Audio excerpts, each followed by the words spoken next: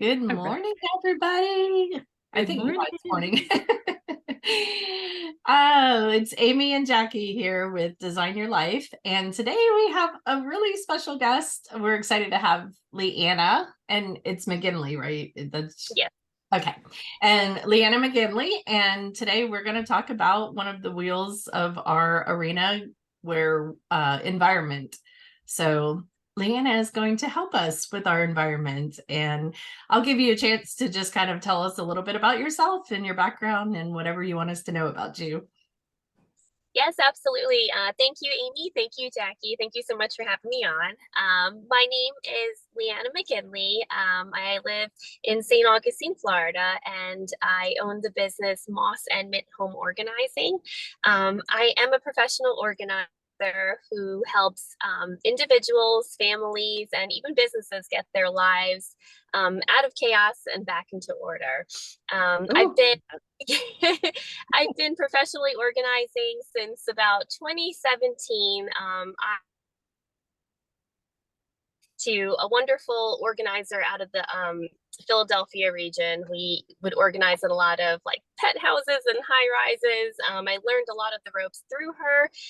She was the founder of one of the American Society of Professional Organizing groups, which trains up and coming organizers and has how-to classes and certificates and everything like that.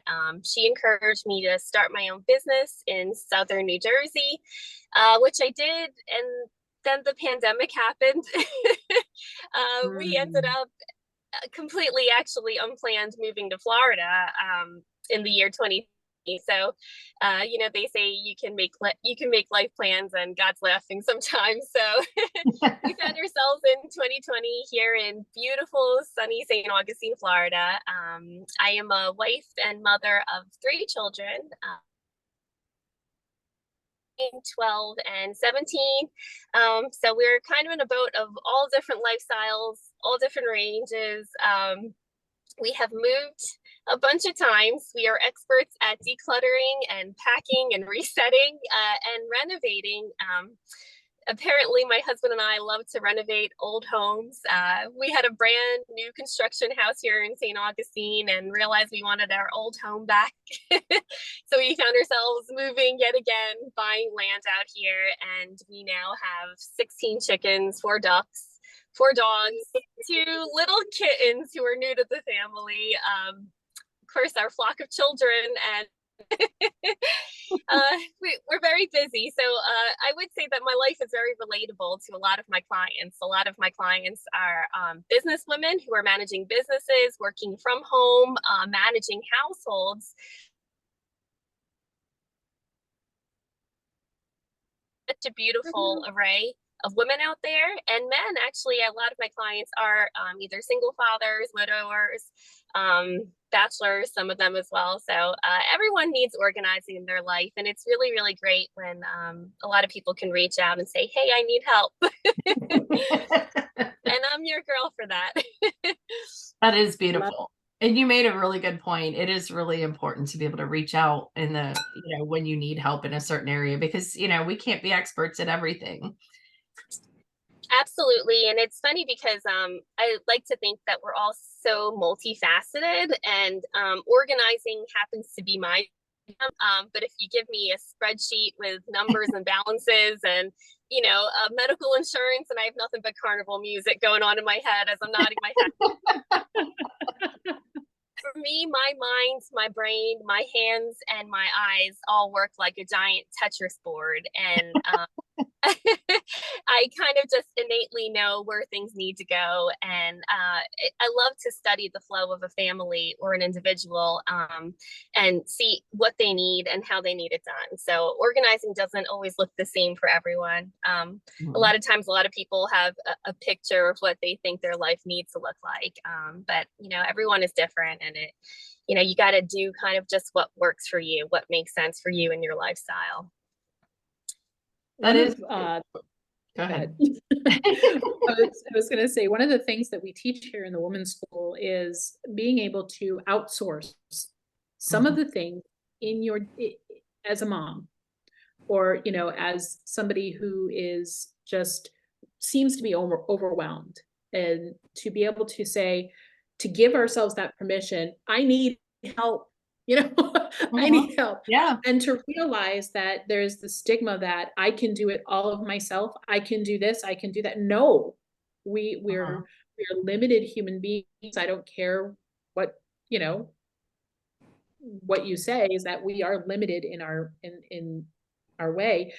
And it also doesn't contribute in that contribution part to somebody like Liana here, because she has that gift, Right. or I don't. So if I outsource it to her, I know it's going to get done. You Mhm. know what I mean? Right. And And like, Leanna, you can tell me, like, do you have like I have to assume that a lot of your clients probably are like me and would say, you know, okay, that's great. I want to hire an organizer, but then once I do that, then how do I stay organized afterwards? So do you give like tips and, you know, like what do you do when a client says, okay, I want you to organize? Do you also say, okay, but you also, you know, we need to do this so that you can do this when I'm gone, kind of thing? How do you handle that? Yeah, no, absolutely. Before any session or a consultation, when I like to meet the client and understand their lifestyle, I always pray to my guardian angel, and I always say, Lord, help me to help this person however they need the help. Sometimes, like Amy mentioned, sometimes, you know, asking for the help and just realizing that is the way to get started. Some clients kind of just need that little push to get started, and then they can kind of flow through the rest of their house.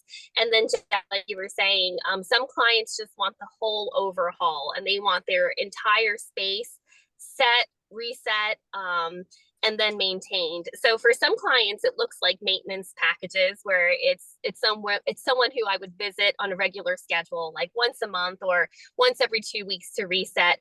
The goal is to have the client able to maintain on their own. And that again looks like setting up a system where it's easy for them to maintain. Sometimes that would include like labels, so the whole family can easily be on board. And, you know, for example, your son could help unload the dishwasher properly. And if everything is, you know, labeled and organized, that helps the entire unit out without having one person have to kind of run the show, which is good. And like I said, with some people, it's just easier with their lifestyle to just completely outsource it and just have me come almost on a regular reset schedule. Now, the goal would be a complete overhaul where everything is reset, reorganized, and redone. And then I would come in a smart enough interval where it's easy to reset and not become an entire overhaul again, you know? Right.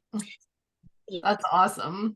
I did like how you said something in your when I was reading your bio, it struck me and along those lines. Let's see if I can remember that. I'm looking at your bio now because I really want to remember it. It was something that about the okay, I forgot that that thought went out of my head, but I also loved how you said that your husband goes along with your like just yeah, let's just do this. I kind of know your story about how you guys came to be in this house and everything.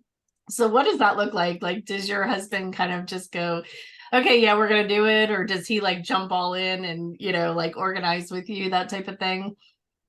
Well, it's kind of funny. We always like to joke and say that we're like the real time Chip and Joanna Gaines before we even knew what that show was. We have this history of, since we've been married, just buying homes and making them into what we want them to be. But it always starts with me, and I'm sure my husband gets a little bit of a nervous look when I come to him and I'm like, what do you think about this? And in my mind, I'm resetting and redesigning. I'm taking down walls and I'm redoing balance where he trusts the process. And God's kind of gifted him this amazing, he's not a carpenter, but he has this amazing ability to work with his hands really well and to go onto YouTube and learn how to do something. And he's actually become quite good at it. So we're kind of this like really nice team of like, I have the vision and he has the implementation of building things for me. So we kind of have a lot of fun with that, you know, and again, like Amy said, sometimes it's really good to outsource when you need it. There's certain things we don't touch when it comes to renovating, like electric and plumbing and stuff like that. But we keep things really lively. We're never bored. My poor husband thought he was coming to Florida to retire, and it didn't happen. Yeah. I have this wonderful lady who I can tell you about that has goats. Oh, So if you need anything from me, honey, I am your goat girl. Yeah. She's in St. Augustine, so she's very close to you. I love the lady. But I do have a question. So you mentioned having the kids involved with all of this. That I think that's one of my biggest struggles, is having a large family. Like, what happens in that space when it becomes a large family and your kids are just not doing what they're supposed to be doing? Like, how do you? Well, I would say for us, okay, so I'm not, I think for us, simplicity is the goal. I am not by any means a minimalist, meaning I don't like, I think minimalism is a wonderful concept, and I do like to support clients who have that goal. But for me and my lifestyle, complete minimalism is not really for us either. But I do like to simplify. So we do live pretty simply. Out of my 3 children, 2 of them are very organized. One of them is extremely organized. My oldest one is moderately organized for a teenager, and my youngest one is a hot mess. She's a tornado. So it's kind of like having the fire marshal father and the arsonist son, you know. I love that That's analogy. On, and she knows that we have to like get cleaning and get organized. She's actually an amazing organizer. So anyhow, I guess the short answer is, for us, having everything have a place and keeping it pretty simple is just the way we run things. Like everyone knows where everything goes in the house. Toys, everything has bins. We don't do labels just because they know where everything goes in our house.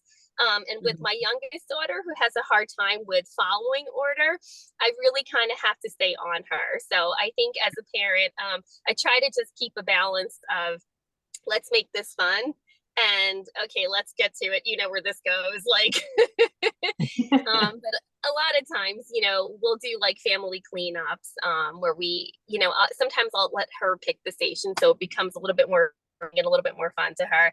And my whole family knows that while our house can get extremely messy with 4 dogs and land, which means there's a lot of dirt that comes in on 4 very big paws per dog, and you know, dog hair, of course, we could make a mess just as, you know, fast as we can clean it up.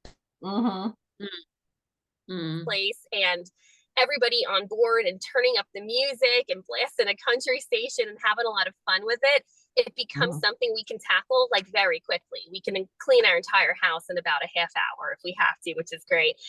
Also, what that kind of looked like at 42 for me was going from having a 2-story house with 4 bedrooms, and then we were building another house that was slightly bigger with an extra playroom, to kind of having this moment in our own lives where we realize, what are we doing? Like, our kids are getting older, and we don't want a room to house their stuff that they don't really play with much anymore. We were filled with this kind of beautiful yearning for land, and we kind of pulled the brakes. We didn't even pump them. We pulled the brakes and we switched gears, and we decided that we wanted to downsize and simplify our lives. We love pets. We love a full house. It's a lot of work to maintain that. And we realized that maintenance would be much easier in a smaller square footage. And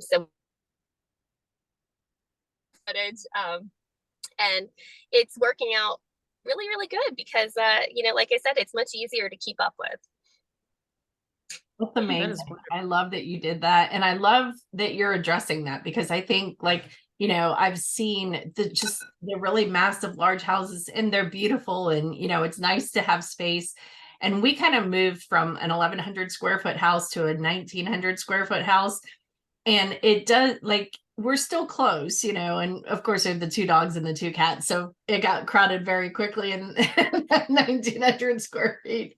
But just, you know, being able to have that closeness, like my boys, they kept saying, I want my own room, I want my own room and everything. And I really missed the closeness that they had when they shared a room. I mean, it wasn't ideal. They were 3.5 years apart, but you know, I feel like that bonded them so much when they were younger. And, you know, Jamie had to have an office and everything. So it was like, you know, because I'm sorry, he wasn't going to be in our room on conference calls. So, you know, it's just, I love that you guys did that. And I love how you're explaining the simplicity, because that's actually what the thought that I forgot was about, how you said, you know, like the being minimalism, you know, being the minimalist. And that's a big deal nowadays, you know, and I've like looked into that and everything else. But as homeschool moms, I think we can all relate to the fact that you really can't be completely minimalist, because as soon as you get rid of something, you find that you have to go buy it again because you needed it for that one tiny little project that you will probably never need it again, but you had to pay for it twice. So like, you've kind of already gone over the simple part of it, but I really like love that concept. And how did you guys like mentally prepare for a smaller space, all of the animals and things like that? You know, the kittens are new, and the poultry dogs. But I think we just hit this point where we were so ready for a lifestyle change and for really living a life on purpose. Just being really intentional with what our goals were as a family and what was important to us. We, you know, like I said, it hit me really hard, just being like, I'm designing this beautiful playroom for my children, and my children, you know, the younger ones are 12 and 9. And, you know, we actually are a newer homeschool family. This is our second year in the homeschool journey. Before that, they were public schoolers. And, you know, I'm realizing we have this huge playroom that's beautiful for children who don't play with these toys anymore. It became a collection of objects, and it became an area of stress where when little friends would come over, things would just get dumped, and the little tiny toy parts and everything like that. When we, you know, like I said, pulled that emergency brake, pulled our kids out of public school, started homeschooling, all our priorities shifted and changed. And it was something we didn't expect. And in that process, I think that we started to shed a lot of our like materialism to some degree. You know, when we decided to go into a smaller home, we knew we would have to get rid of stuff, but we have always been on that journey of like, we were regular donators and minimal to some degree as far as our closets go. We don't have a ton of stuff, and we're pretty good about donating things on a regular basis. But it became more of a challenge when we knew we were losing so much square footage. You know, a lot of that was furniture and decor. But it became something the whole family was really very much involved in, where it was like, oh, I don't need this, I don't want that, or let me think of somebody who would love this. And it became almost more of a game. So that was a lot. That was very fun. But I will tell you, so like for me in my own personal life of going from space, it was a very exciting season in our life. And another point I wanted to make is that everyone, you know, we all go through so many different seasons of our lives, you know, and our lives change. And a lot of times we're not willing to like flow into that change. I've seen that with a lot of my clients as well. But once you're, you know, able to accept that, you know, the new plan that God kind of set before you, it becomes like a very fun thing to kind of just get on board with, you know. A lot of clients will feel like, and ourselves as well, that you lighten the load as you start to shed a lot of the material weight in your life, and you start to realize that the emotional connections that you had to stuff was very chaining. And once you're able to let it go and kind of make it a process and then a habit, like there's such a beautiful that things are really just things. And, you know, you start to see what's really important. You get really excited about the changes that you're going to make in your life. I love that. I have stated, yes. What has been your favorite tool? What has been your favorite thing to bring into somebody's home and say, you cannot live without this? Or is that different for each house? It's definitely different for each house. I have such an array of clients. You know, some of them are declutter clients, and there's like a lot that we have to declutter. There's a lot of clients who bring me in because they want a Pinterest look, and that's always like really, really fun because then we get to shop products and design a space. Some of my clients are packing and unpacking clients where we just help them everything. But as far as what is my go-to and my favorite products, I love bins. Bins are always number one. I kind of, and again, it always depends on what the client's looking for. You know, some people think that when they bring an organizer in, it's going to cost them a ton of money in product. That can be true too. I have had clients spend over $6,000 on product and just order it all right before an organizing session.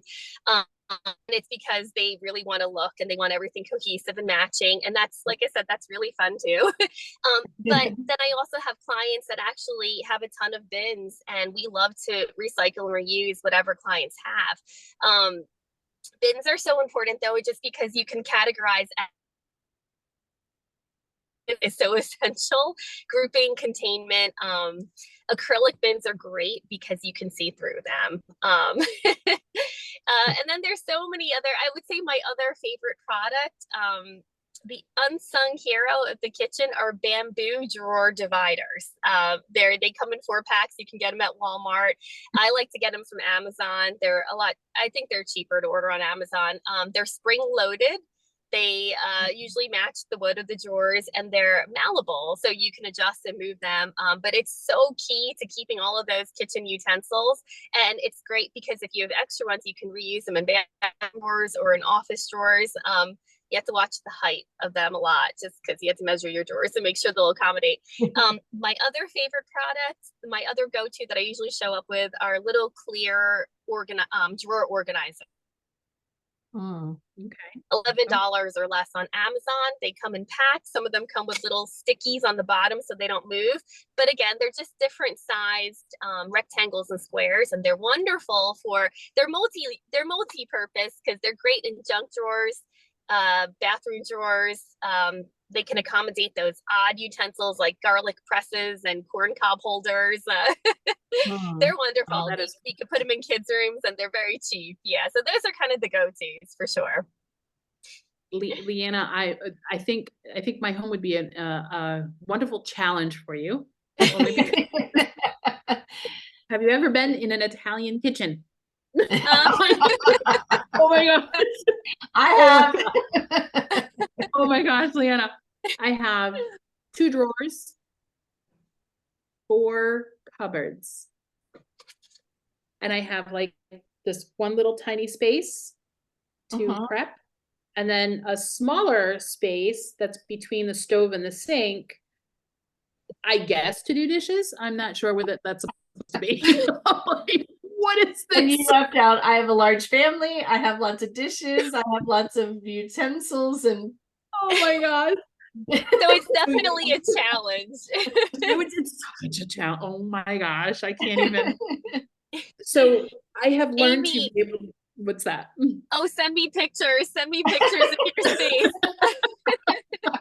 Like, I have a better idea, Liana. We'll just go ahead and hop on a plane and get over there and help Amy out. I mean, you know what? Like our friendship needs to just go to that level.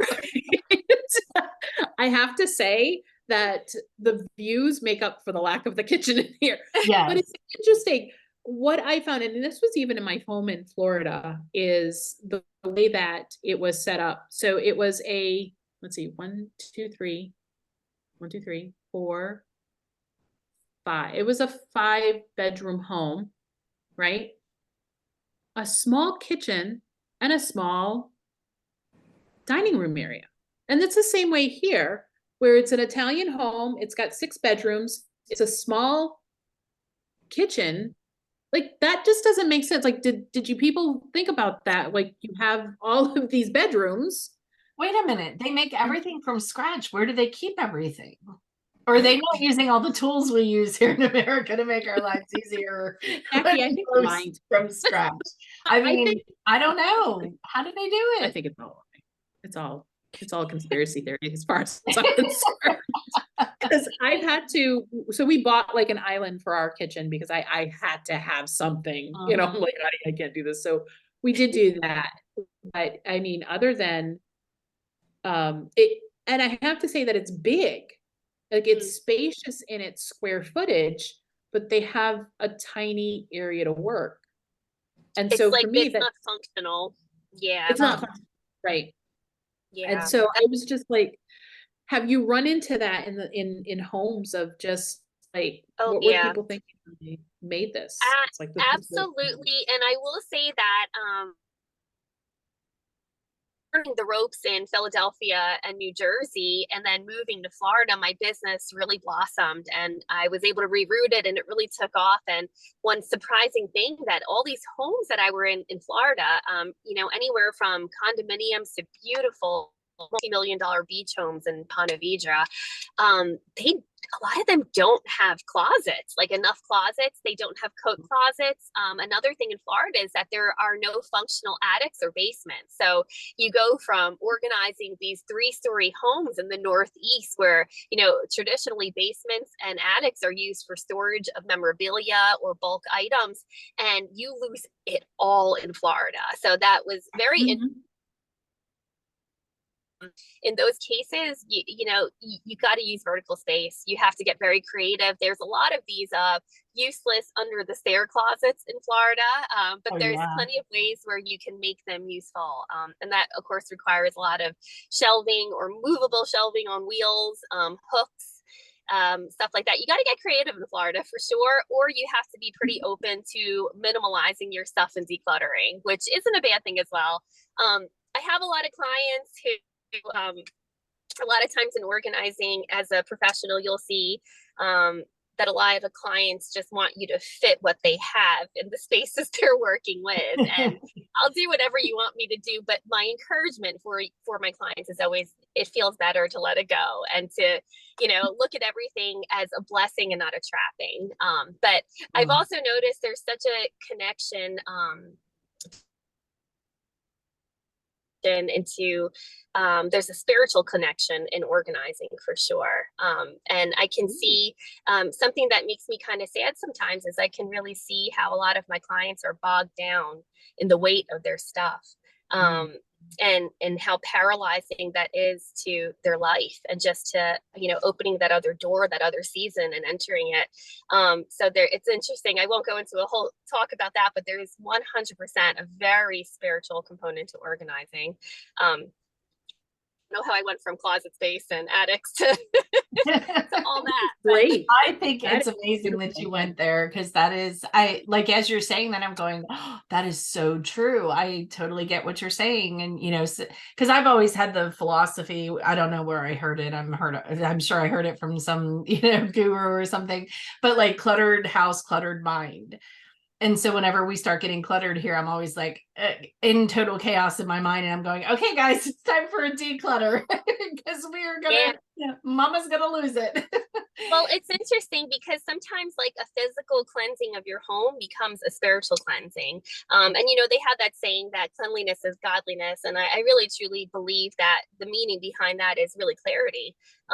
When there's a lot of physical clutter in a room, in a home, in your home office, there's so much mental clutter as well. And I find that it's almost often a billboard for, you know, the way people live in their home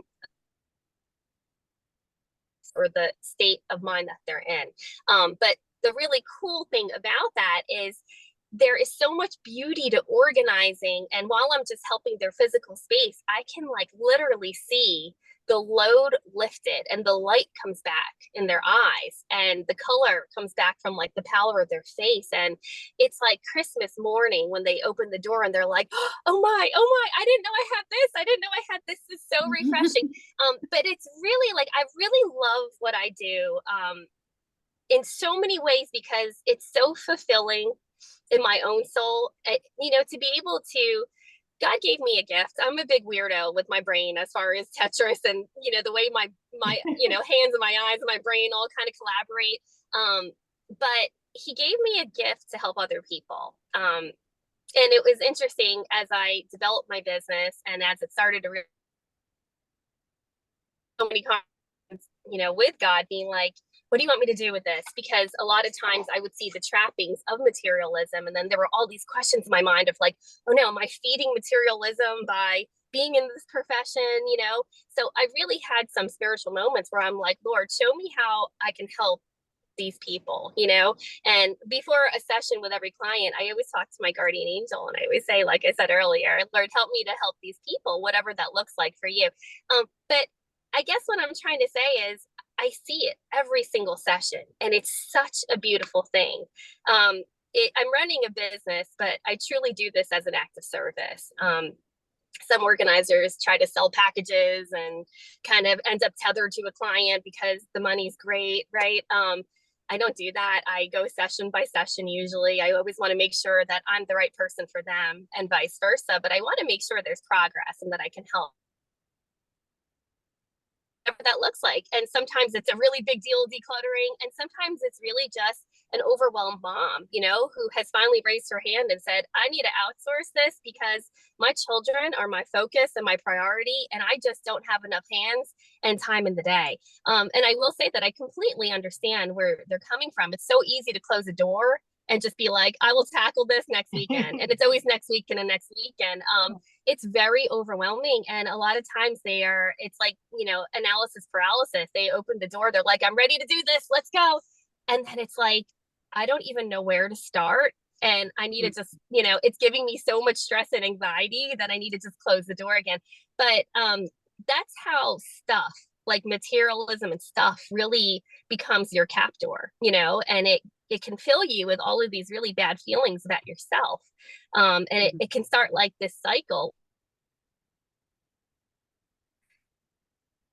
and then overwhelm. So I see a lot of my clients like just trapped in these zones, and then it starts to affect their family. It ends up becoming this like constant cycle of stress. Where is this item? We're running late. No one can find it. I'm going to lose my mind. I'm barking at other people. And then at the end of the day, I'm really just mad at myself because I feel like I should have this down and in order.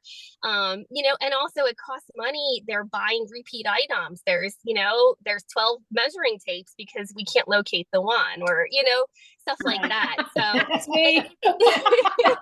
Yeah. So it's so great. Like when you can come in and you can help sort out their room, you really do. And I don't mean to make it sound like a bigger deal than it is, but you really start to see how everything starts to sort out in their life. And then oh no, it's important. And it's a beautiful thing. Yeah, it's all integrated. I mean, again, if it's going to affect one area, it's going to affect that area, and vice versa. Absolutely.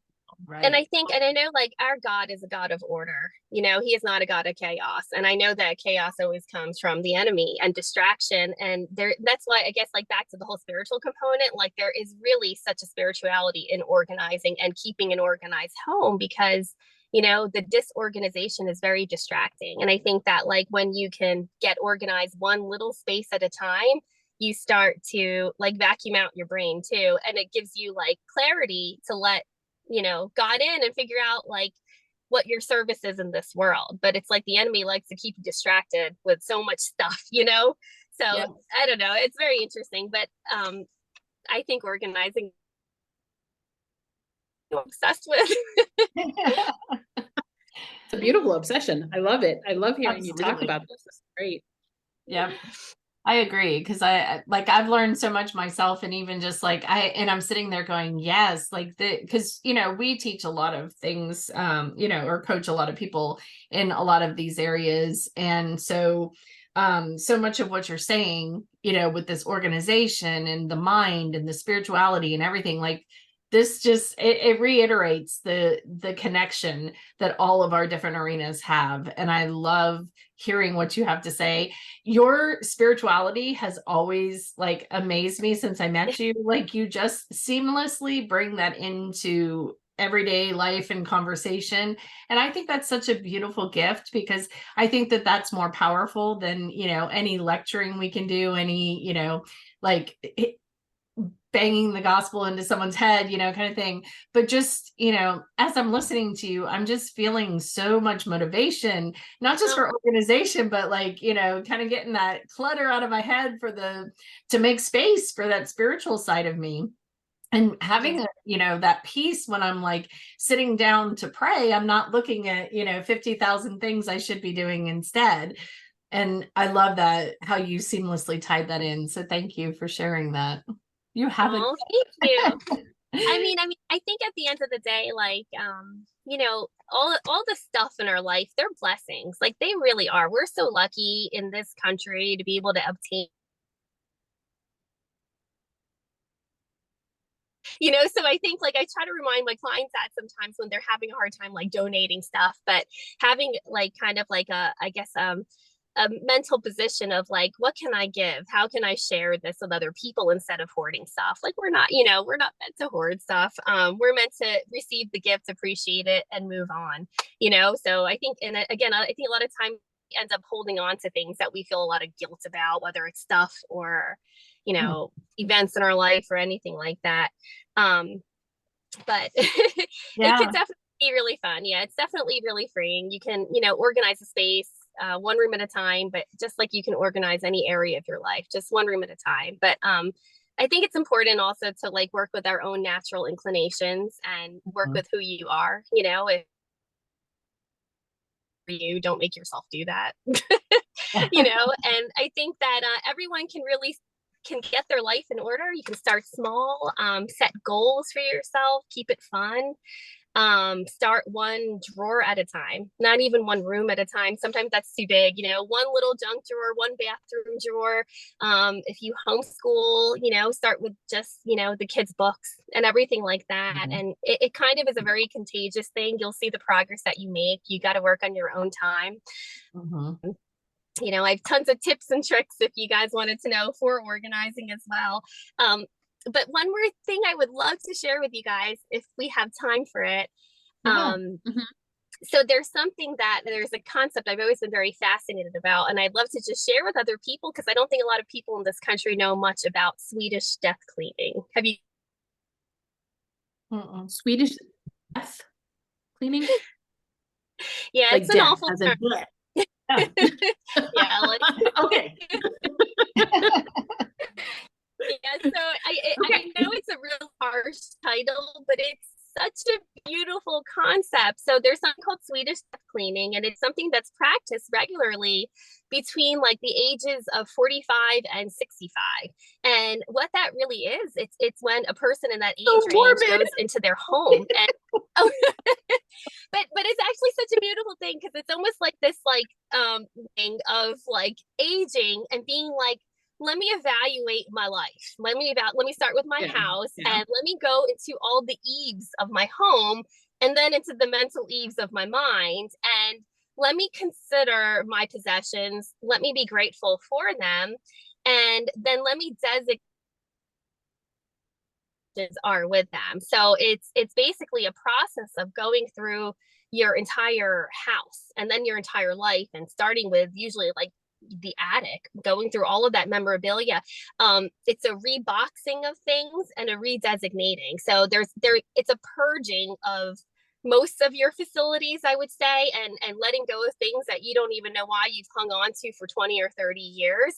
And then treasuring the things that you realize are really important, and taking a Sharpie, something as simple as a Sharpie marker, and reboxing it and making the choice to either regift it to a person who you've held it on to for, while you're still on this earth and loving them, or simplifying the process that when we leave this earth, your children don't have to inherit the burden of all your stuff. So it's like this beautiful way of going through your stuff, purging what's unneeded, and then redesignating the things that you are keeping in order to give them to your loved ones or to charities. It's such a cool concept, and that is histories, but it's something that people just don't do here. But isn't that a kind of a cool concept? It is. I love that. I love that. Really? As having Really? gone through my grandparents' house when they, passed away, and well, my grandmother was still alive, but she was going into a nursing home, and it was just like we literally we were throwing things out, just trying to, get rid of all the paper because there was so much paper everywhere. But then we started finding like family pictures and, all kinds of other important, we found money in between. I mean, not a lot of money, but like, dollar bills and things in between papers. And we're like, pull back, we gotta like go through every single thing. And it's so much easier, and that made me not want to like do that to my kids, Yeah, to not have that. So I that's do something, love that concept. when you do like estates and stuff like that, and you organize when somebody passes, it's so sad to see that, like, I would say like probably 60% of the time, the children who are usually grown and in their 40s or 50s and living their own busy professional life, raising teenagers, carting kids around sport practice, they're so overwhelmed when a parent passes. There's so much emotional um paralysis that happens. They end up like hiring a dumpster like 60% of the time, and they end up just clearing out. So all of the stuff that a person might have been stressed out their whole life holding on to, doesn't even go where it wanted, where the person intended it to go. It ends up going all to charity, all to trash, or just, they, a lot of times, the adult children don't want to going through the stuff of a parent. Right.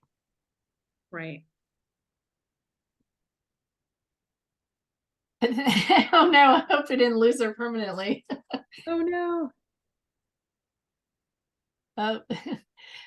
Sadly, there's that one area in our town that's like internet sporadic, in and out, all those kinds of things. So I guess what happened to me before we started recording. So there might be internet issues today. So unfortunately, we won't get to say goodbye to Liana, but that was probably a good hint that we could talk all day long. Oh, she's back. She's coming back home.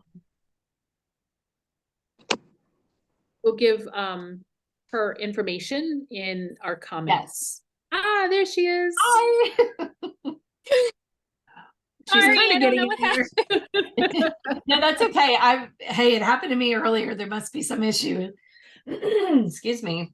So we were just saying that we were we could talk all day long about this, and we'll definitely have to we'll have to bring all of our guests back at some point, because you guys have so much great information and we love talking to you. So Amy, I'm losing my voice, so can you take over? Sure, I'll take over. So Liana, go ahead and just give us our listeners a way to get in contact. You have a website, and then we'll also put it in the comments. Do they subscribe? Yes. subscribe.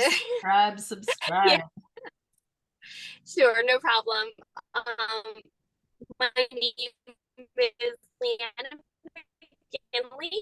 My business is Moss and Mint Home Organizing.